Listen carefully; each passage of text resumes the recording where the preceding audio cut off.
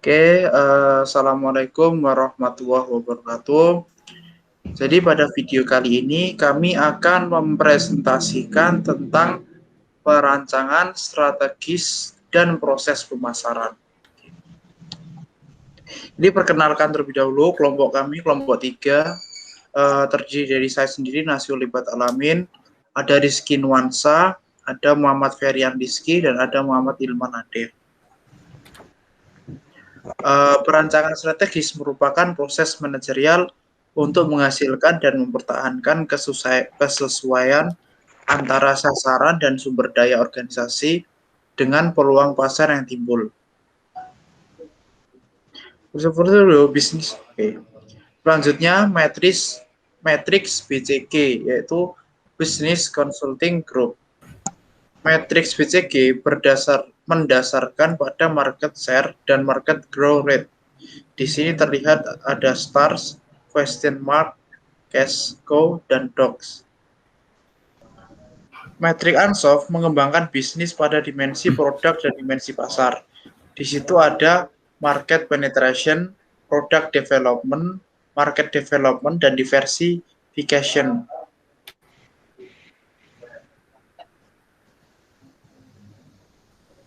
Oke, analisis struktur pasar dan perilaku. Pengertian, proses keputusan membeli terdiri dari pengenalan kebutuhan, pencarian informasi, evaluasi alternatif, keputusan pembeli, dan perilaku setelah membeli perilaku pasar organisasional. Di mana proses pembelian terdiri dari tahapan pengenalan masalah, perumusan kebutuhan umum, spesifikasi produk, pencarian pemasok, permintaan pengajuan proposal, pemilikan pemasok, dan spesifikasi rutinitas pesanan dan penilaian kinerja. Selanjutnya akan dilanjutkan teman saya. Oke, selanjutnya terkait proses keputusan pembeli. Bisa dilihat untuk alurnya, pertama pengenalan kebutuhan, kemudian pencarian informasi, evaluasi informasi, kemudian dilakukan keputusan pembelian, dan yang terakhir perilaku pernah beli. Kemudian untuk riset pemasaran dan ramalan penjualan, alurnya seperti berikut. Yang pertama, identifikasi masalah, kemudian menggabungkan data, lalu prosedur sampling, lalu dijadikan data, kemudian dianalisis datanya, kemudian dijadikan laporan, kemudian untuk dilakukan follow up. Next. Era baru informasi. Di era baru informasi ini ada sekitar 6 poin. Yang pertama, internet. Yang kedua, World Wide Web.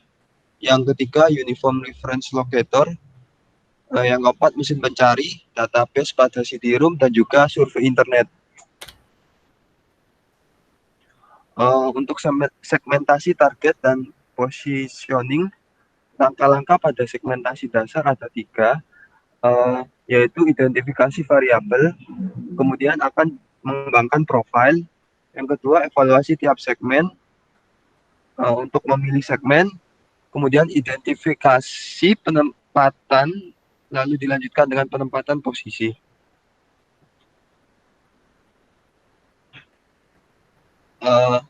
Strategi pemasaran dalam berbagai posisi persaingan itu ada 4 jenis. Yang pertama strategi market leader, strategi market challenger, strategi market follower, dan yang terakhir strategi market nicher. Selanjutnya dibacakan teman saya. Oke, selanjutnya masalah global dalam segmentasi dan penentuan pasar produk global. Untuk mendiskusikan masalah-masalah yang berkaitan dengan segmentasi dan penentuan pasar untuk produk global di bawah ini. Yang pertama, contohnya yaitu kasus Coca-Cola, kasus Colgate, Palmolive, McDonald, Nike yang memasarkan produk yang serupa.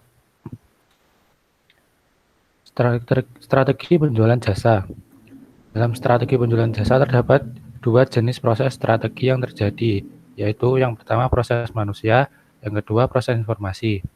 Sedangkan strategi distribusinya meliputi kemudahan distribusi langsung dengan customer. Selanjutnya strategi penjualan jasa.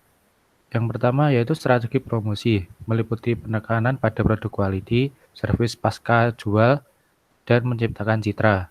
Lalu strategi harga. Selanjutnya analisa struktur industri.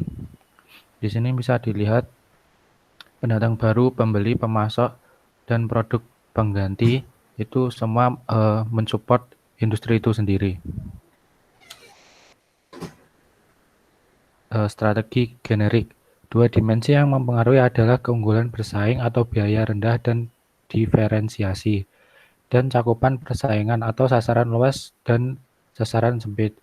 Di sini terdapat 4 poin yaitu low cost, produk, persaingan internasional, dan persaingan sempit atau lokal. Selanjutnya itu pemasaran global. Intisari pemasaran global adalah menciptakan nilai pelanggan yang lebih besar daripada nilai yang keunggulan kompetitif atau diferensial adalah penawaran total yang dihadapkan pada persaingan yang relevan yang lebih menarik pelanggan. Oke, selanjutnya pemasaran global yang dengan fokus untuk keberhasilan penciptaan nilai pelanggan pada keunggulan kompetitif dari pemasaran domestik ke pemasaran global atau internasional, pemasaran ekspor, pemasaran internasional, multinasional, dan pemasaran global. Lalu kekuatan yang mendorong PG antara lain adalah 1. Kebutuhan pasar, teknologi, biaya, mutu, komunikasi dan transportasi, dan keunggulan yang dimiliki pasar global dengan mengembangkan 5 tipe daya dorong, yaitu transfer pengalaman, transfer sistem, penghematan skala, pendaya gunaan skala sumber daya, dan strategi global. Lalu kekuatan yang menghambat GM itu adalah perbedaan pasar, budaya organisasi, dan kendali nasional untuk masuk ke suatu negara. Lalu kekuatan yang mendasari bisnis internasional, orientasi manajemen yang meliputi 1. Orientasi etnosentrisme, yaitu keyakinan bahwa negeri sendiri adalah yang paling unggul. Lalu orientasi polisentris, keyakinan yang tidak disadari bahwa setiap negara unik dan berbeda cara untuk meraih sukses negara adalah penyesuaian diri. Lalu orientasi geosentris yang terdapat pada suatu wilayah regional. Dan orientasi geosentris dibutuhkan manajemen yang berpengalaman menuju orientasi internasional. Lalu pertumbuhan perdagangan regional didasari atas pertumbuhan telah menciptakan kesempatan pasar menjadi faktor pendorong perusahaan untuk memperluas jangkauan ke pasar internasional. Di mana perusahaan internasional sendiri itu memberikan kontribusi pada proses perkembangan negara asal. Oke, segitu saja dari kelompok kami. Mohon maaf apabila ada kekurangan dan kesalahan. Wabillahi taufiq wal hidayah. Wassalamualaikum warahmatullahi wabarakatuh.